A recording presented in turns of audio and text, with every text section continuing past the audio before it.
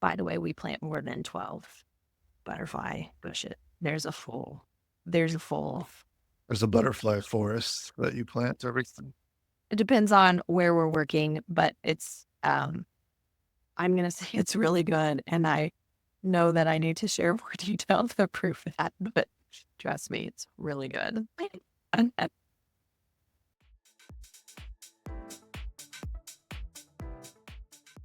Welcome to the Differential podcast. My name is Shahbano. I'm here with my co-host Tyler.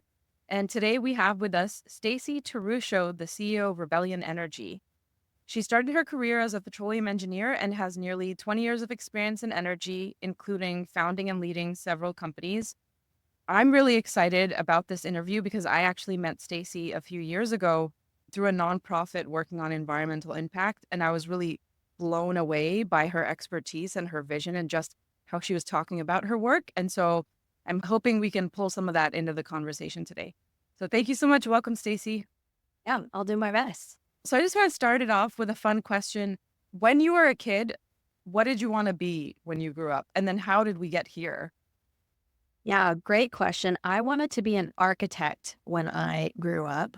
My dad, who is a hero of mine, was a builder and built houses all over and still, in fact, does a lot of work in that industry.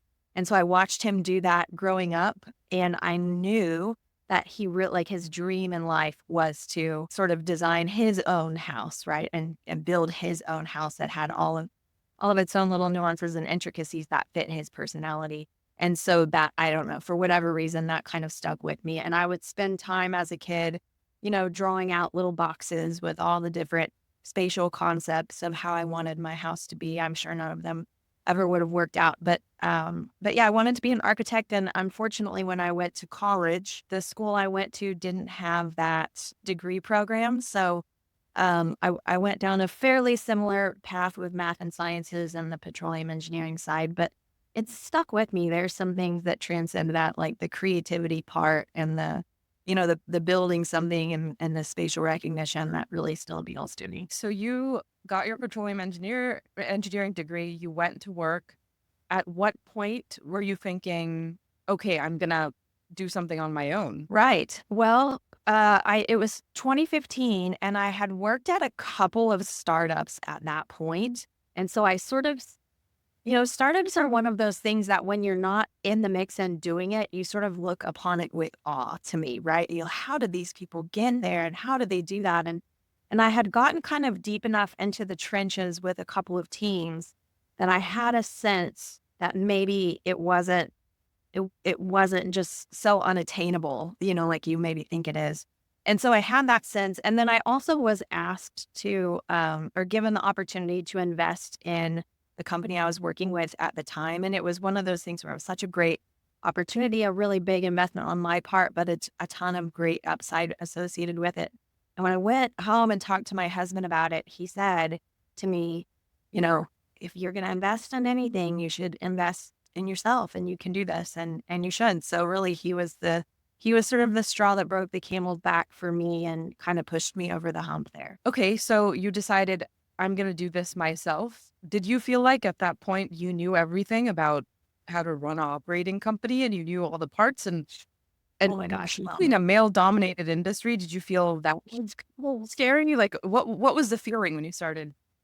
Terrified every second. So first of all, I still don't know everything about running an operating company, and I never will, and probably no one ever will know how to do that just perfectly. But no, I was terrified every day for probably like 3 years because, you know, you and somebody gave me this advice once. Maybe it was Craig. Like it was something like, when you sign this paperwork for the LLC documentation to set up your company, that feels like such a big thing, but that's the easiest it will ever be. It's only going to get harder from here. And that's 100% true because you're in this position now where you have so much to lose, right?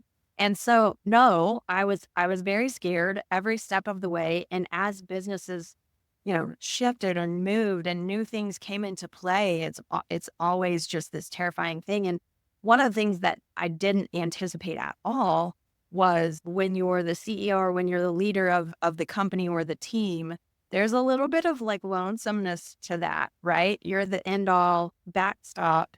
And although you can kind of talk and collaborate with people, it sort of does end with you. And you sort of do have to take that stand or make that decision at points. And to me, that has at times been kind of this isolated feeling. So that, that kind of adds to the fear factor, I think. Interesting. What would you say? Was there any point where it got easier, or you think just hard, hard, hard until you really didn't? There were points where I realized what mattered more and what probably didn't matter as much, and was able to sort of not fret over some of the smaller things. I won't say that that's not dynamic as well, but I think I have a better sense now for where to worry and where to be afraid and scared and put my time and my resources, and what I can kind of, delegate or just not fret over. Okay, that makes a lot of sense. Yeah. So you had those operating companies, and then at some point you decided to align business with impact and found a way to do something that's both good for you, good for the world, and is a business that makes a profit, and in the energy industry, which that blew my mind. So can you tell us how you first thought of the idea for Rebellion and what that journey was like? Yes. Well, and I won't take all the credit for it, honestly, right? So COVID hits, and we're doing a lot of consolidation stuff with the operating company that I was running.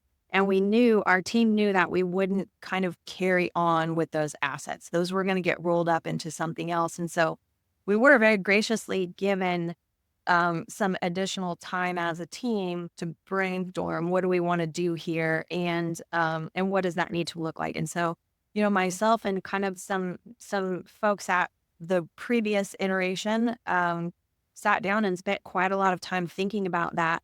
And COVID was one of those moments for a lot of people, I'm sure, where there was some reflection that happened there, and there was this moment of like, gosh, it has to, there has to be something more. There has to be something better. We have to be able to do this a little bit differently. And so that, I would say, played a heavy role in what we were trying to do when the original thought was simply, how can we take our skill set, which is oil and gas and engineering, and how can we use that with more of an ESG lens, kind of use our powers for good type of a moment.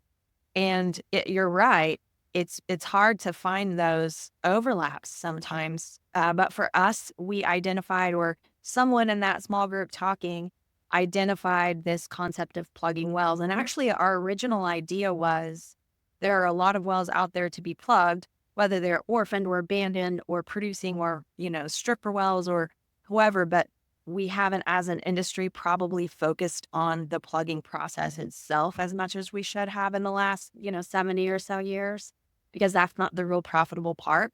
So the original idea was an oilfield services company that was sort of centered around plugging wells and doing that very well, and kind of updating some of the tech and processes and protocols that we use for that concept. And the idea of kind of carbon markets was a little bit more of a secondary way to win. And over time, those two things kind of like shifted, and we realized that this was the primary thing that we really ought to be focusing on, because there are a lot of people out there already that are plugging well, doing a very good job, and we can kind of continue to drive progress in that space, but just from this perspective here as well. So that was sort of how we came to be here, and that transition kind of pulled us out of oil and gas and over into an environmental space where we were able to build a network of people that, now really does complement our previous network pretty well. But originally, we would call up someone for the first time in the environmental space and be like, don't hate me, but we're from oil and gas. Are you still willing to talk to us?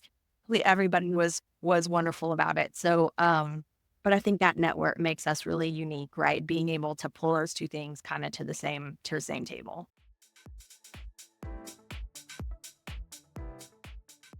For people that don't know, could you explain orphan wells, plugging and abandoning wells? Like, what is the environmental impact of the work that you do, in like the broader context of like America and like the energy sector and like environmental impacts and like what is this, um, what does this mean for like a local community that maybe is around oil and gas wells? So we all, I think, know what an oil and gas well is, and maybe some of us have even seen them up close. So that's a little bit of a glimpse.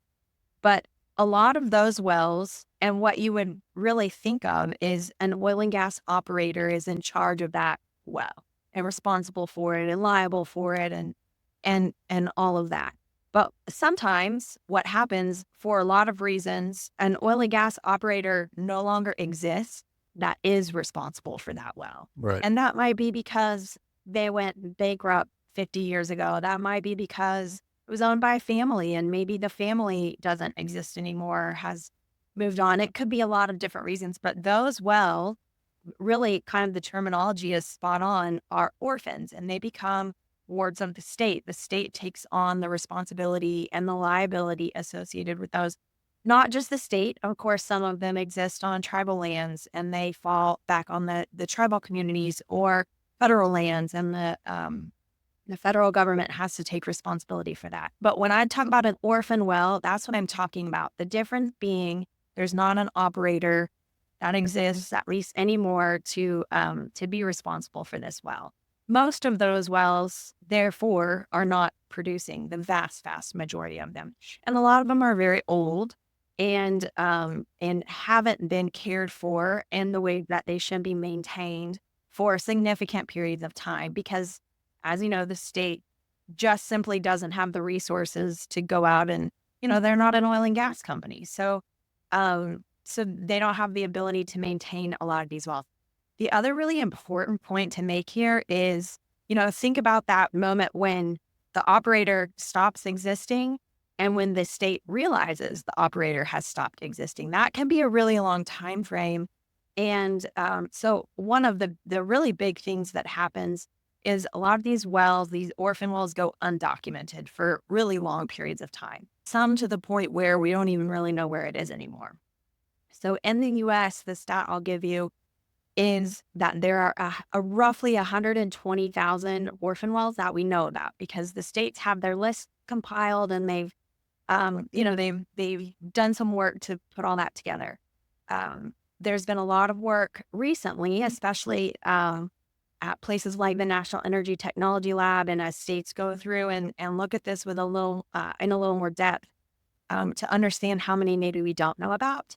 And the IRGCC, which is the Interstate Oil and Gas something commission, sort of the folks in charge of this, they put out reports on this. And I think their most recent report was as many as 8 times that probably exist Wow. across the country. So that's something like, I think, 960,000 Yeah. wells, probably roughly a million, let's say, of these wells, mostly in oil and gas producing states, but all across the United States.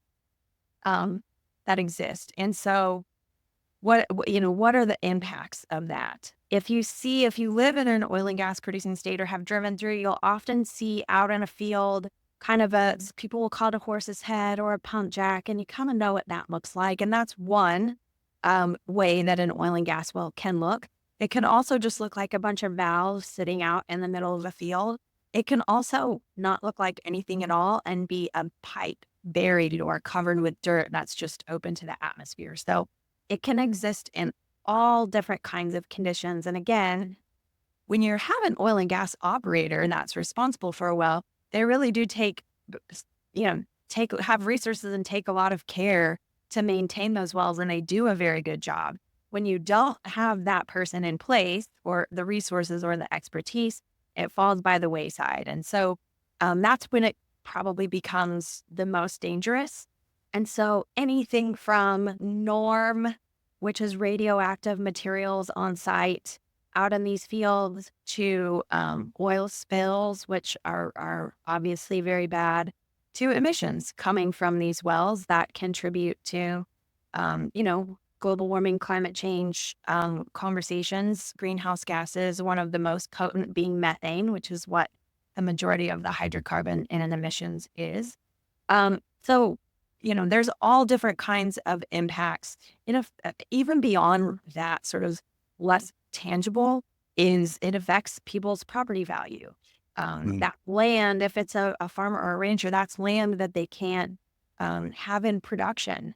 There's children out playing in their backyard around these Yeah. wells. And so, that's not something you want your kids to be around, if for nothing else than the safety hazard of flammable gases, but also you shouldn't be breathing these things in. And so I think I would say that most, even orphaned oil and gas wells, most of them don't don't have don't have a big environmental impact.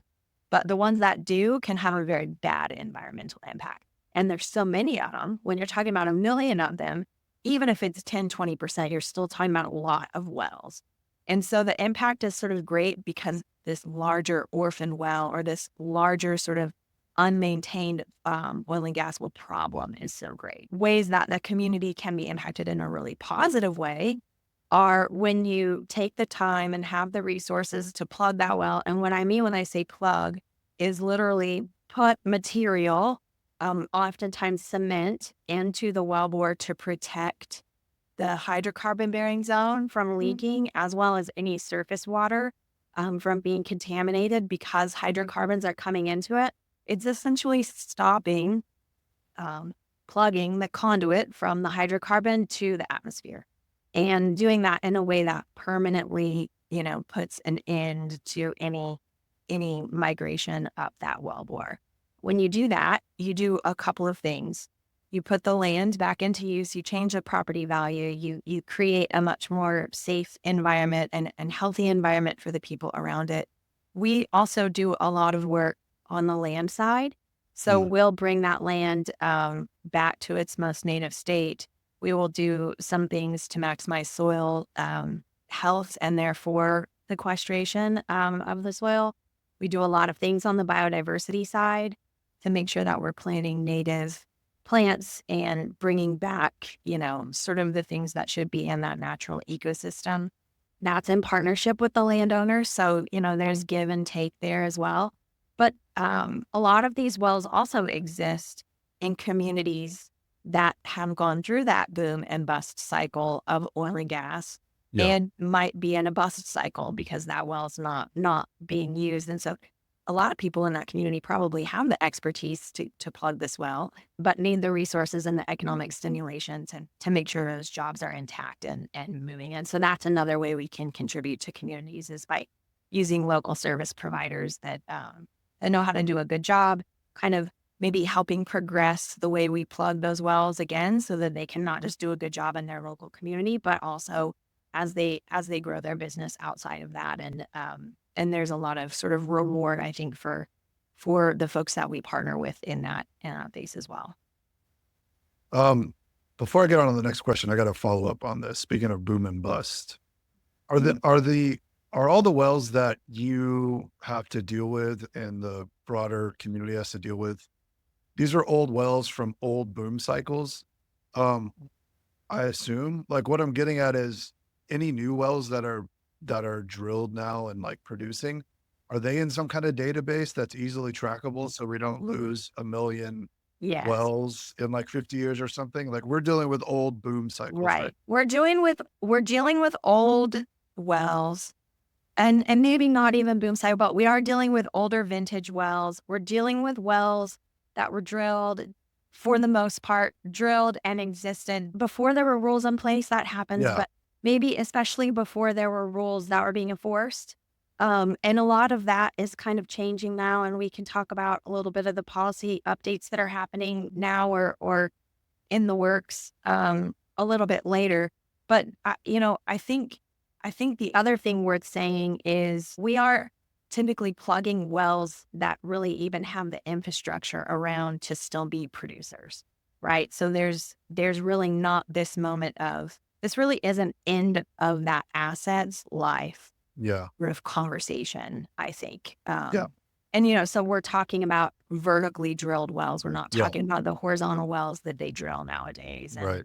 a lot of the technology in the way that they originally completed those wells is even different and makes for a better asset. But there is I don't mean to undercut this because it's a really important point. There is a lot that could stand to be done to address this sort of pipeline of wells that is reaching the end of its life. It may still have an operator. It may not be an orphan well yet, but just like when you buy a car, right? When you're done using it, it kind of goes down the line, and eventually we don't want that to just end up in someone's front yard, right? Yeah. We have to have a plan for how we sort of decommission these wells in an efficient way, of course, but in an environmental and in a socially positive way, and that is a hard problem to solve for, but we certainly have some good minds on it. Well, speaking of problems to solve, could you share some of your most significant milestones that you've achieved at Rebellion so far? Yeah, it's been a really big year for Rebellion, actually, 2024. Maybe this will be published in 2025, but in 2024, let's see. So the first big milestone is we along with a team of people, a lot of the work was done by ACR, but ACR, which is the carbon registry, published the very first methodology. So the very first sort of rule book for plugging wells and certifying those as carbon credits. That's a really, really big deal. Methodologies are very difficult to write and very hard to sort of get across the finish line because they have to be of a very high integrity and really robust to make it a meaningful endeavor. So that happened in 2023. In 2024, we issued, so I guess I should say ACR issued the very first carbon credits associated with that methodology. And that was our first project. Mm. So that was a big milestone because now not only do you have this framework, but now you've got sort of this proof that it can be done. And so we did that. And when you do that, you sort of open the market's eyes to what is this again? What's this methodology? What's this project? And so this onslaught of questions. And so what we did as we worked on the sale of those carbon credits, maybe that's another big milestone, selling those carbon credits. But maybe even more important, as we went through the sale of those pilot credits, was all the questions that you get, right? And so there's a due diligence for every buyer. There's a due diligence phase, outside of just the audit that ACR itself and some of the third-party verifiers do. You have to make sure that the buyer understands what they're getting and what happened and how this credit has come to be and feels very confident in the integrity of that credit. And then there's also these external ratings agencies. So our projects are rated by a group called B0. And then I think there's another independent ratings agency called Calyx that also has rated and maybe will continue to rate some of our projects, and kind of the interaction and the things that they pick out and pull out and say, hey, this doesn't look quite right. Or, what are you going to do in this situation? Those questions really, it's really bring things to the surface that need to be addressed. And there are things that need to be addressed here to continue to kind of, improve the way we do these things. So that was a really big deal, I think, this year. Something we didn't exactly anticipate, all of the different types of audit you would go through to get here. Good things, little painful, but good things to go through. And then we issued our second project, which the first project was 80,000 metric tons, which is a great first project. The second project was around 2 million metric tons. So now we're talking about something that is repeatable, something that can happen at scale, and something, therefore, that buyers in the market can begin to depend on with some level of consistency. And so as we think about what that looks like for 2025, it's really that consistency moment, making sure that we can continue to do this work at a really high level and with great partners, but make sure we're doing it in a consistent way, making sure ACR can do that with us in a consistent way from an administration perspective. That means these can continue to be impactful for the entire market. That's awesome. I feel like this is a good time to talk a little bit about carbon markets and that model and how it works and how it can be leveraged for other environmental impacts. Okay, well, carbon market is a big thing. Where we participate is in the voluntary carbon market. So this is a space where no one is telling these companies that they have to participate here. It's being done because they think it is a good business decision, and they don't have to do it, but they want to. And that's different than like a tax Yeah. conversation or a government run conversation or a compliance market. We don't deal in that space, at least yet. We're still in the voluntary carbon market, and the voluntary carbon market is a way that the private sector can step into this climate space and bring financing with them, bring the capital that we really need. If you hear a lot about this funding gap between what we're doing now from an environmental perspective and what we really need to do into the future, especially to meet things like, more discrete goals like Paris Agreement type goals. Yeah. And that funding gap is something that we're very hopeful the voluntary market can begin to decrease over time.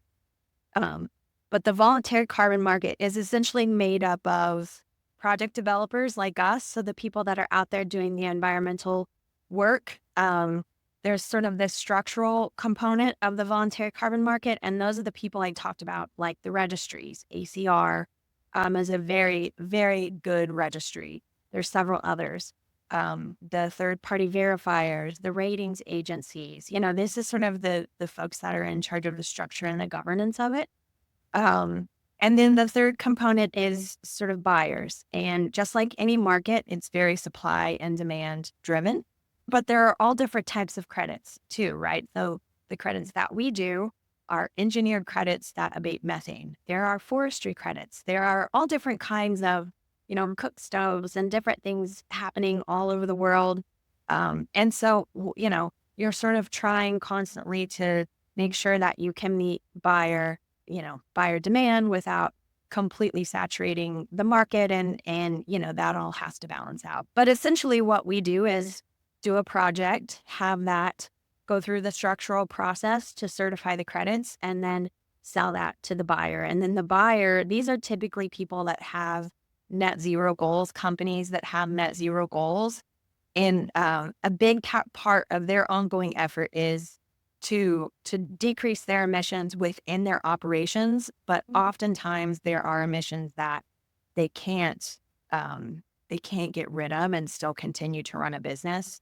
And that's really where a carbon credit can come in and be helpful as sort of either we know we can't abate these emissions, and so we need to compensate for them in some other way, or we don't really know. A lot of times it's even maybe we don't have a whole plan in place yet as to what needs to happen. And so is this something we can we fund some of these projects in the meantime so that we can formulate a plan and kind of understand a little bit as we go. You'll see a lot of companies with net zero goals that are kind of have this approach where they want to spend several years to come up with a perfect plan for how they're going to approach this. And they're probably a little further, behind at this moment.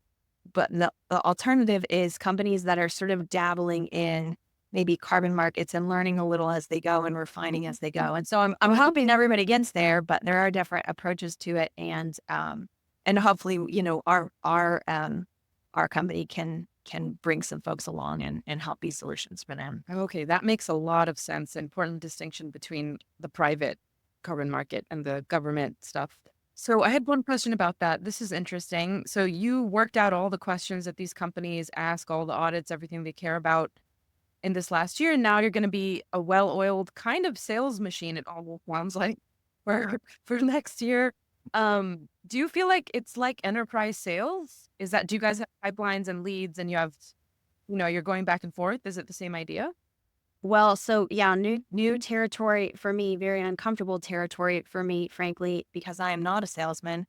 But I am fortunate to work with a Christina who is very good at marketing. Her name's Christina Robertson, and she's bringing us all along the buyer journey that she has created for our credits. And so, a big part of what she does is, of course, like very specific outreach about buying a project or a credit associated with one of our projects. There certainly is that going on, but a lot of what she does really is getting our name out there, things like branding, which kind of gives me the ick because, I'm thinking of like influencers and having a brand, and I don't want to have a brand, but I do think those things are important and have to be done. And it's important to communicate not just what you do, but how you do it and who you are and all of those things. And we have a great story to tell and we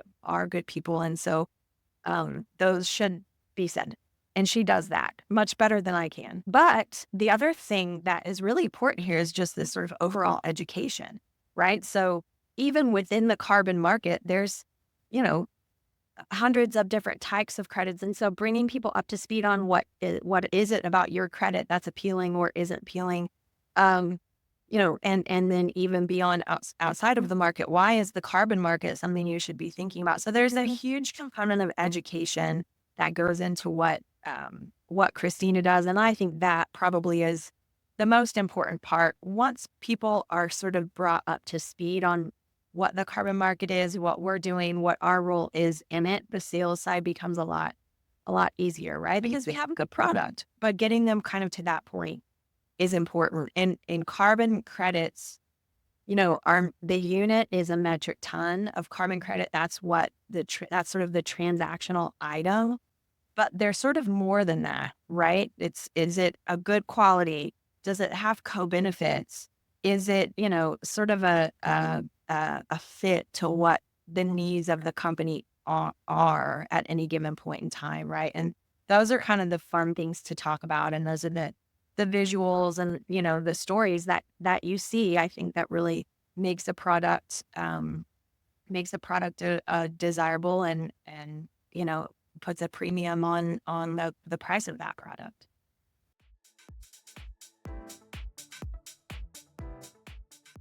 You had a very important 2024. Seems like you hit a lot of milestones. We are, I don't know, 20-ish days away from 2025. It's almost time to have Christmas and New Year's and everything. So I would love to know what is next for Rebellion Energy this next year, 2025, maybe 5 years from now. What does the future look like for you guys? Great question. One that I spend a lot of time on. And as I said earlier, every year is harder. There's always something more to do. So in 2025, what we're really sort of focused on internally specifically is, where we're a startup and now we have revenue and we have, now it's time to transition from a baby little startup to a big girl company that's well run, that has the structure and sort of the legs it needs to continue on. And so kind of internally, that's what we're spending a lot of time on. And I think I'm excited to do that because in most of the companies I've run before, that's kind of when you sell, right? That's when you exit and move on. And so this transition is something I really look forward to. And I think I'm excited about and very helpful for how that will turn out. So that's a big thing for us in 2025. And then again, talking about that consistent issuance of credits, making sure that we continue to, put these credits out and there aren't any big hiccups along the way is important for us. Making sure we have sort of, at this point, we have a great pool of buyers, but really kind of making sure we have the right partners for ongoing sales is really important to us too. So that'll be a big part of it. And then as I think about what that looks like in 5 years, I begin to think about how do we flex as a company, both in scale, put out more credits, still do good credits, but put out more credits. What does that look like? It's easy to run 3 crews. It's harder to run, 12 crews and still do it really well. So we think a lot about that, making sure, again, we have a great foundation this year to propel us into years to come. So kind of flexing on the scale part, I think is something that I think a lot about in the next 5 years, but also on the sort of types of credits that we offer. And so I'm not necessarily even talking about different methodologies, but one of the things that resonates with with us as a group, is every well, all million of those wells that exist out there in the United States exist on a piece of land. And that land has also been impacted. And so how do we begin to incorporate some of the, some of the impactful ways that people are beginning to use land and, in more environmentally sustainable ways? How do we begin to bring that into the story? And so I really like the idea. We're looking at things like soil carbon. We're looking at things like biochar. We're looking at things like certification, all the different certifications you can get for biodiversity. And so what I really want to be able to offer, where I hope that carbon market kind of goes in the coming years, is not just, is it an engineered credit, or is it a nature-based credit, or is Yeah. it abatement, or is it removal? I think that binary approach over time, I hope at least, will kind of merge together. And so our credit will be an engineered credit to the extent that we did an engineering thing when we plugged the well and abated the methane. But there will also be a nature-based component to it because the soil health was impacted in a positive way and now can sequester more carbon. Or, a sort of a social impact, right? Because we partnered with the tribal entity that this well was on and contributed to their, ongoing efforts. We really like the idea of beginning to tell more of a wholesome story with our credits because just like Earth, all of our ecosystems, there's so many connections. They're all intertwined, and it's really important to pay attention to all those different connections and make sure that you're sort of don't have any unintended consequences, of course, but, impacting, amplifying the way that you can impact things. So that's where I hope we go. I won't lie to you. There are also days where I hope that I am, just out riding on my tractor in 5 years, with my dog running beside me. So, we'll see what happens. Do you think that the last part that you mentioned about the credits, kind of diversifying the credits, do you think that'll help in the sales and marketing effort? Because you had mentioned before that companies, a lot of companies, it sounds like, are kind of just wading into this territory and they don't Yeah. really know what they're even doing. And they're just like, either they have this plan that's hyper strategic or it's the opposite. And they just kind Yeah. of are dealing with whatever, probably dealing with a lot of scammers too at the same time. Yeah. Um, so I'm wondering if you like diversify your credits that you have available in the marketplace, that they will be like, yeah, we'll go with you because you can give us engineering, you can give us environmental, like you said. Maybe. I think the more important thing that helps sort of mature this space, and you'll hear about it everywhere you go if you look up carbon markets, is integrity, integrity, integrity, right? There's not a ton of infrastructure. There's not a ton of, you know, deeply rooted confidence in the voluntary carbon market because there are scammers, because there are, credits out there that maybe haven't come to fruition in the way that they should have or were sold to have. And so infrastructure is really, really important. Integrity is really, really important. There are moves towards that. So for example, the ICBCM rules core carbon principles and sort of some of their certifications, the way that that sort of structural component of the carbon market begins to be, as opposed to like a third piece of the pie, it begins to kind of be an overlay on top of the entire carbon market. That is when people can build confidence and have trust and have a little more transparency around things like pricing and exactly what you're going to get. Those types of things are really important. And it's a young industry, a young market. You can spend your time sort of critiquing it, or you can spend your time trying to bolster it up. And I think there's enough people doing choice B at this point that we'll see some really great progress in the coming years here. And so really, maybe in 5 or 10 years, I hope that we have a very transparent infrastructure that we can kind of um, exchange with and engage with, these partners that we've built in ways that mitigate risk on all sides. Wow, so you're building alongside the infrastructure that's kind of half baked. You're trying to figure it out along with them. Yeah, there's a lot of uncertainty and in this space right now. There are also a lot of really smart, wonderful people working on that. And so I would much rather be there, sort of at the forefront of something, than sort of participating elsewhere. And it's rewarding to do that. I think this is a rewarding job on a lot of different levels, but I think it could really change the world, you know? Do you feel like this is your, this is your big company? Like you've had those other companies and you've sold them, like this is the one you're going all in on?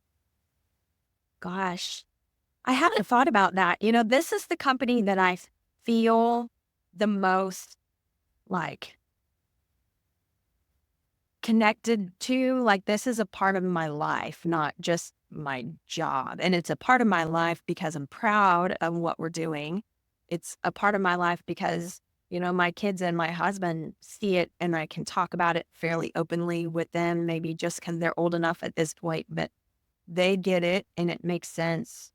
I like not being siloed in a single industry. I love that concept of bringing things together. And I think that it puts us in a good position to, even if this is my last company, contribute to the world in ways that are meaningful beyond this as an entity, right? So maybe, I don't know if big is the right answer, right? But it's certainly the most um, rewarding company that I've worked for on on a personal level. Awesome. Yeah, it seems like you're combining purpose and work, which is like rare that you get to combine those two things, but it's beautiful. Yes, it is. It is.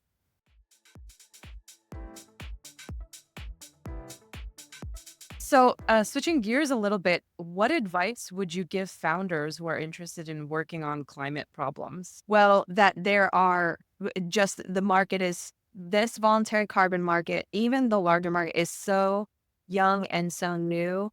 And there are so many places that you can kind of carve out a space for yourself, right? So if ever you had the ability to combine what have you guys seen that I think it's a Japanese um, concept, ikigai, and I'm probably saying it wrong, but if you consider a Venn diagram that thinks about like what you're good at, what you enjoy, what you're passionate about, what the world needs, what you could get paid for, if you could kind of make a Venn diagram of all of those things and your purpose, find your purpose in the middle of it, that is a gift. Not a lot of people have the ability to do that sort of in their life's work because we have all these industries that have all these little places that they want to put you in because they're well developed and they know where you need to fit. And this space isn't there yet.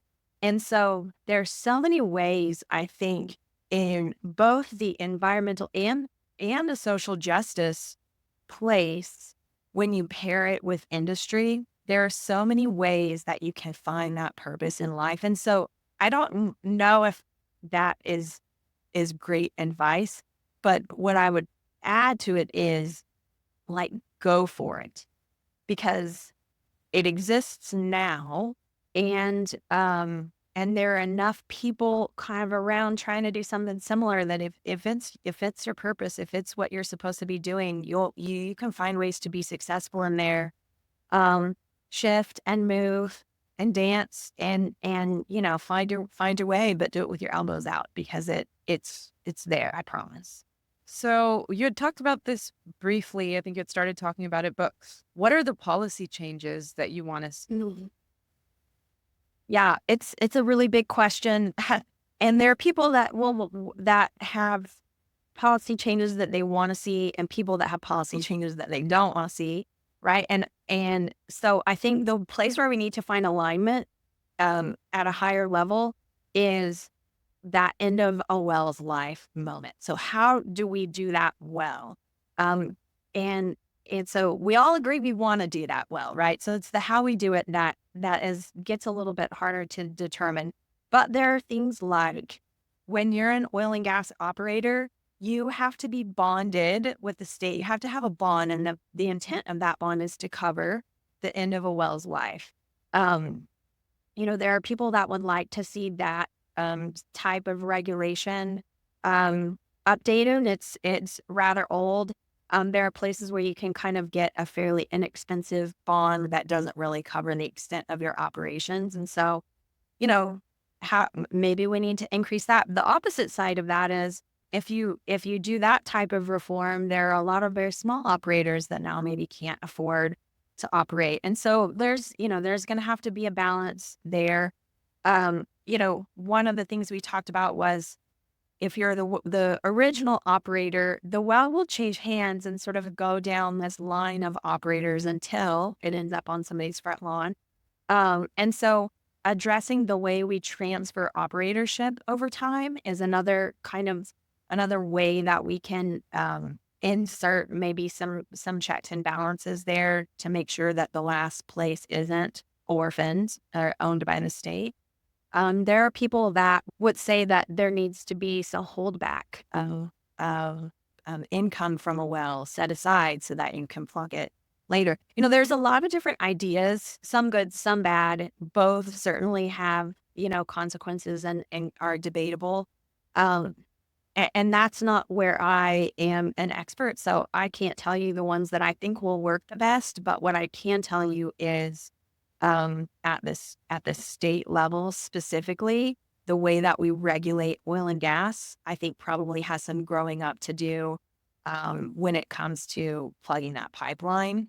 I know that a lot of the work going on at the federal level and with some of the resources that have been dedicated to this topic are really intended to kind of the pun is so awful, but I don't have another word. How do we sort of plug that onslaught of wells from becoming orphans? The early 80s was peak drilling for the U.S. And if you could think of a well's average life being, in that 20 to 30 year time frame, where it's coming at us really quick. And so having some solution there is important. The other thing that I think we need to be thinking about is the way we plug wells. I talked about this a little bit as well. The original rules around plugging wells were built around protecting groundwater because we weren't nearly as familiar with emissions. And so I think there's probably some updating to do on that front as well. Rebellion plugs wells kind of with that permanent abatement of leaks in mind. And that's a little bit different than what the states require. So maybe there's some room for improvement there. I'm curious about, so we originally wrote this as like, or we discussed this as like carbon markets, but this is more volunteer carbon market, right? I guess it'd be more specific to say volunteer carbon market. That you've created over the last however many years, and like especially this year, it's kind of being more mature and robust.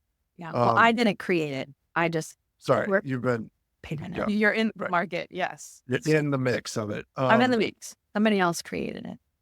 But this is specifically for like oil and gas, right? Right now, maybe we could transition to other things as you go. I'm wondering what other areas where there's environmental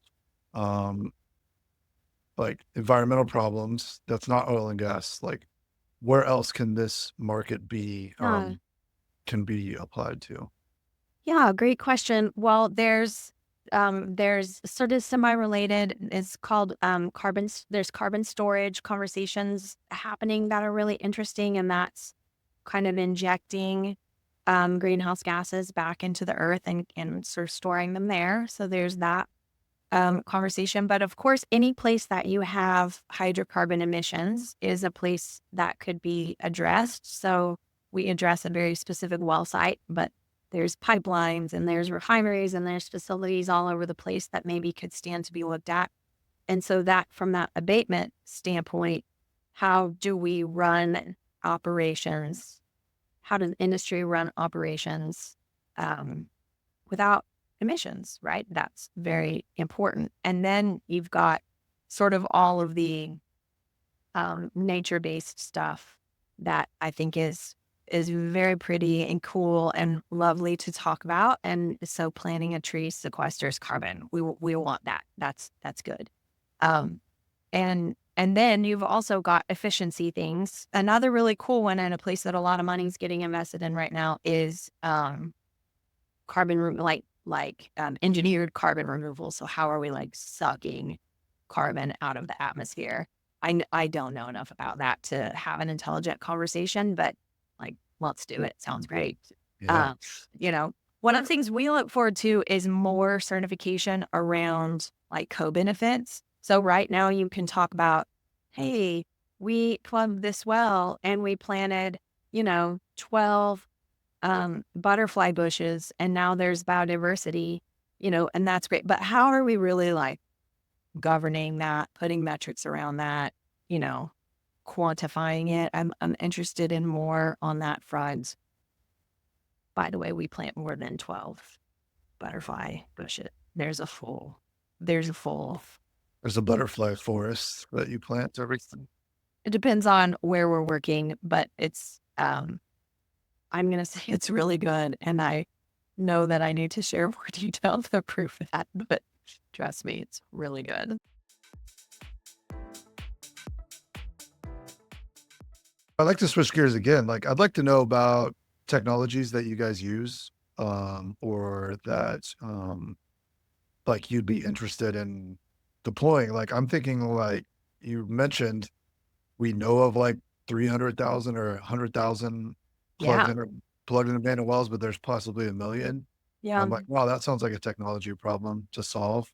But also like on your individual company's front, like what technology are you using to like plug these wells, identify the wells and so on. Yeah. Not big tech heavy to identify the wells because we have sort of the 120,000 we know about to work with. So we tend to start there. And it is actually very low tech because when we know we have an orphan well and we think that it has a high probability of leaking, we literally send a crew of people out there and test it. So that's a little less tech, but the cool thing about it is when they're out there, they'll often find, 4 or 5 or 6 or more wells, out there that now we can say, okay, well, these we know about now. So that's positive. Certainly there are some more high tech, likely more efficient ways to do that. We're not doing anything like that at this point.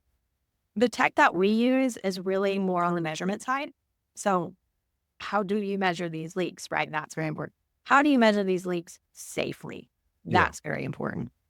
Because some of these wells can be very dangerous, right? Have a lot of pressure and be very volatile. So how do we do it safely? There's all kinds of tech out there. There's everything from little like Nintendo looking guns that you can kind of point and you'll see the plume on the screen. There's some really low, less expensive things all the way up to very cool satellite technology. There's drones, there's lasers, there's all kind of really cool ways that you can measure the emissions associated with some of these wells now or into the future. So that's kind of the tech that we focus on. After on the plugging side, again, this is not a place where industry has spent a lot of time and focus on. And when we're talking about oil and gas industry, these are people that can drill 2 miles Yeah. into the earth and hit Right. something within like 3 inches. These are brilliant people. And so if there's a good way to do it, I promise that they're going to figure it out. But we haven't focused on it. And so just focus on that space, I think would be a really positive thing. It's also the way we plug wells is written into like regulation. And so there's some updates to regulation that can happen along with that.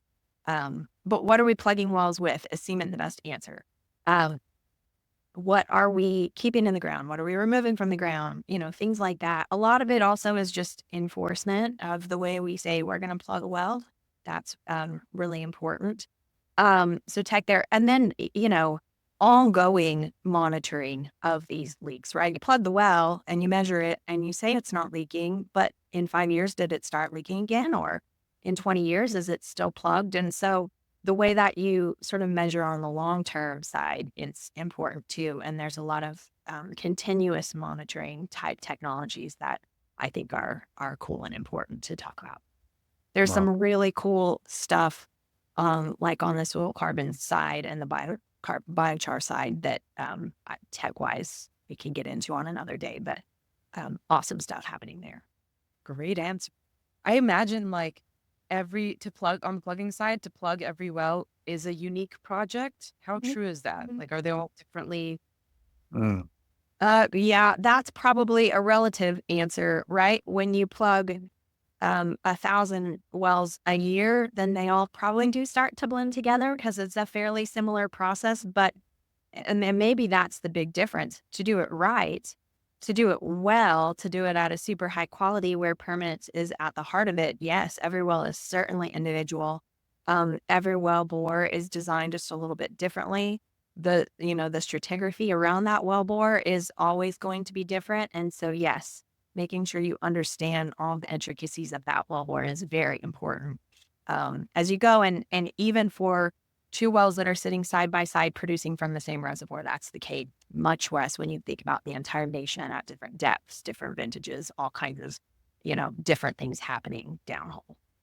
Do you think the oil and gas industry is doing enough to like, yeah, address its environmental legacy of drilling all of these wells, but then abandoning them? Well, it's never enough for any industry, right? Until it's perfect, and we all know that that's unattainable. So, and I guess probably same answer, right?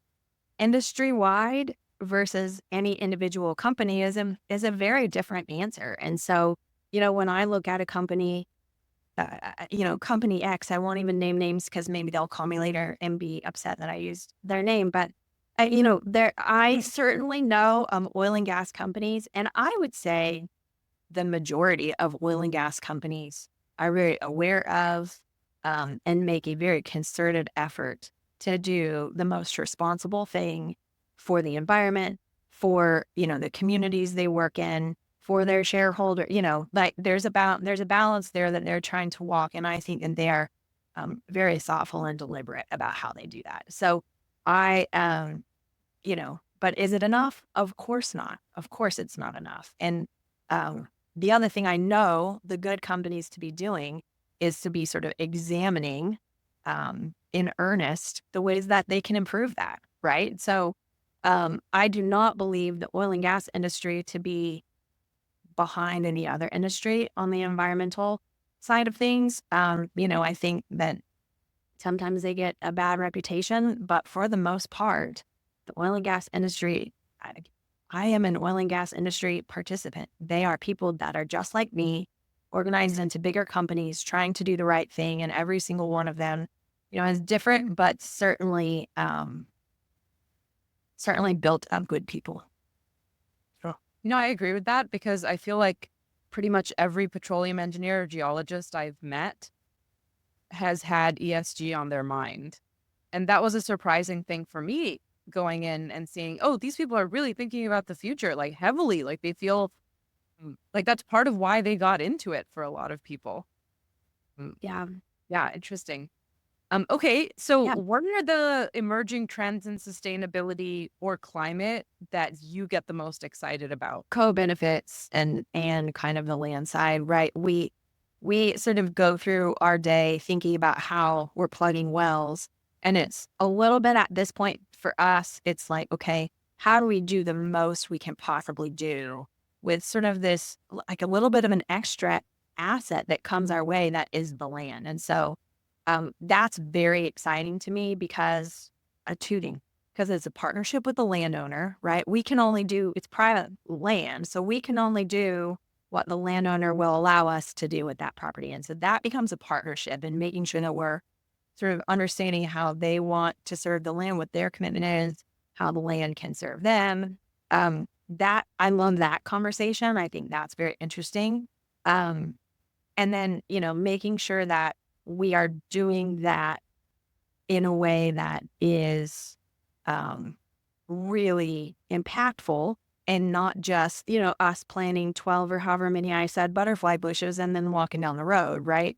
These things take maintenance, and some of the land components and the nature-based stuff takes more time.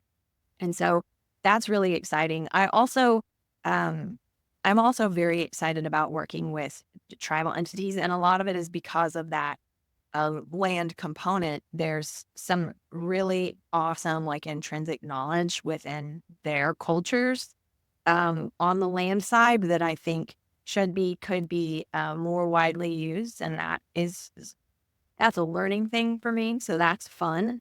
Um, and I guess I like the idea again of how do we make this not just about a single metric ton? How do we make this about an entire ecosystem um, that we can improve and and not and then amplify who that affects, right? That's fun. I like to talk about that. Awesome. Well, thank you so much. I feel like I learned a lot in this conversation. So much. Good. Yeah. Anything else you want to ask? No, that's it. Thank you so much for talking to us today. It was very, yeah, inspiring and impactful conversation. And I hope people out there that are interested in doing something good for the world know that you can and have a business at the same time, you know? Yeah, definitely.